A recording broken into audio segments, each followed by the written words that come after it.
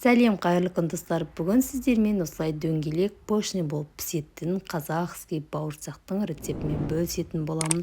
Видео қызық болса соңына дейін қарап, дәл осы рецептпен жасап көріңіз. Бір жасағаннан өте жақсы ұқсап шығады, жұмсақ болып піседі. Постоянно тұрса да қатпастан сол күйінде тұрады.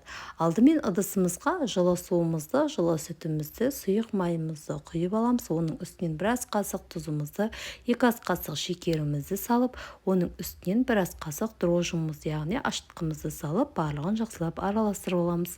Барлығын жақсылап араластырып, еріктен өткізген ұнымызды аз-аздан сала отырып, қолдың көмегімен жұмсақ қамыр елеп дайындап аламыз. Дайын болған қамырымызды жарты сағат, 1 сағатқа ашытуға қоятын боламыз. Ашып шыққан қамырымызды алып, дәл видеода көрсетілгенде ашып көтеріліп шығады бұл қамырымыз. Дәл осылай үстіне ұн сеуіп отырып, тақтамызға осылайша салып, қолдың көмегімен жайып алатын боламыз. Барлығын жайып алғаннан кейін, осылай арнайы формамен, не болмаса кез келген бокалмен, пиаламен кессеңіздер болады. Дәл осындай қалыңдықта кесіп аласыздар.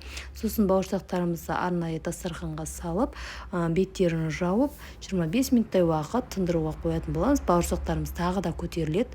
Оған дейін осылайша қалған қамырлармен 4 бөлшектетіп кесіп, алдын ала пісіріп алдым достар.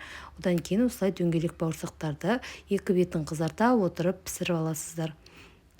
Достар, керекті заттардың граммасыларын барлығын осы видеоның төменгі жағына жазып қалдырғанмын. Сол жерден қарап жасап көріңіздер. Бір жасағаннан шығады.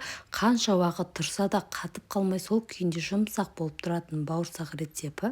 Егер де видеом пайдалы болған болса, міндетті түрде каналыма подписаться жасап, қоңырауша белгісін басып қойды ұмытпаңыздар. Менің қазақша контенттің дамуына бір үлестеріңізді қоса кетіңіздер. Осылай қылып барлық бауырсақтарымызды пісіріп алатын боламыз. Мен бұл бауырсақтарды ораза айт мерекесіне орай пісіріп алдым.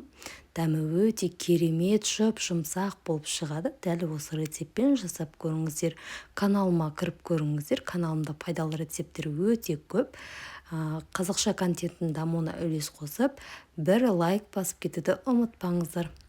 Дәл осылай барлық бауырсақтарымызды видеодағыдай қызартып отыра қуыратын боламыз. Пісіріп алатын боламыз.